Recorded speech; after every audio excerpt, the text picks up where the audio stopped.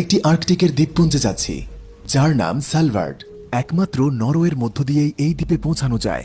অথচ এই দ্বীপে প্রবেশ করার জন্য পৃথিবীর কারোরই ভিসা প্রয়োজন হয় না, যে কেউ সেখানে কাজ করতে পারেন। আমরা অসলোতে আছি।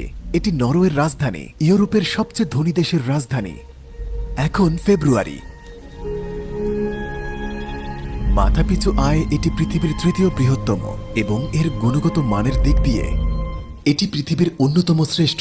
অবশ্যই এর সবচেয়ে গুরুত্বপূর্ণ শিল্প হল তেল এবং গ্যাস শিল্প। রাশিয়ার পর এটি ইউরোপের সবচেয়ে বেশি প্রাকৃতিক গ্যাসের মজুদের দেশ। নরওয়েতে স্বাগতম। নরওয়েতে স্বাগতম।